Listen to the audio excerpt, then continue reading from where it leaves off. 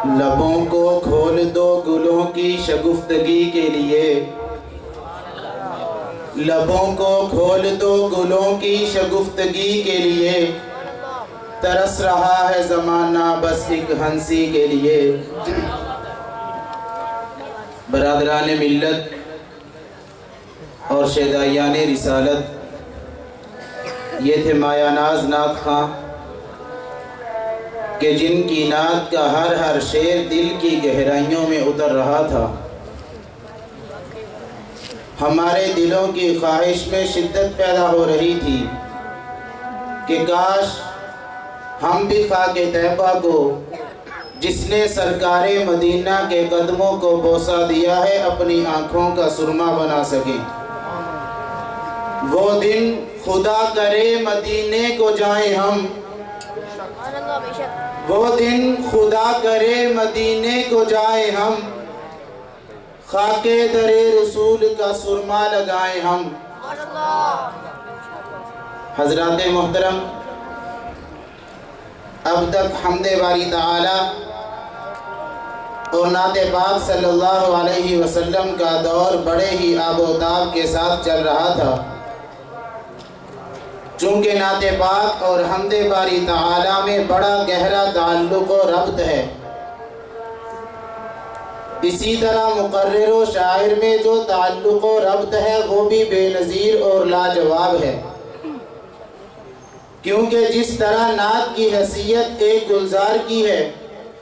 تو وہی تقریر کی حیثیت مرغزار کی ہے۔ نعت دریا ہے تو تقریر اس کی موج،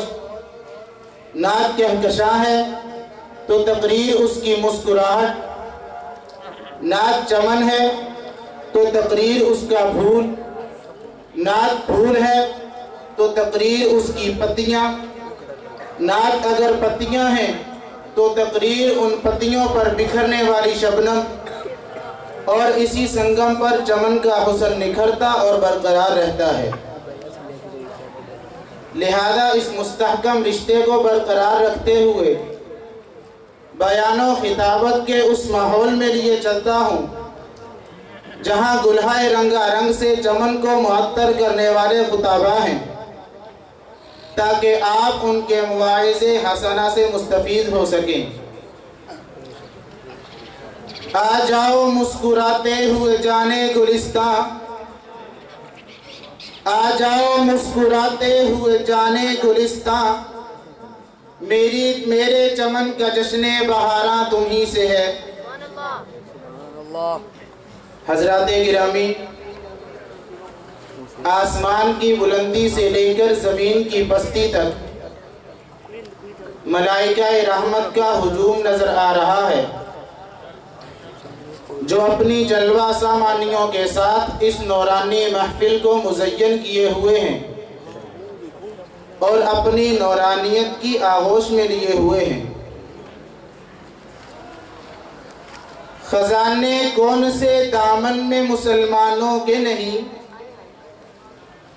خزانے کون سے دامن میں مسلمانوں کے نہیں، مگر یہ بات ہے کہ آپس میں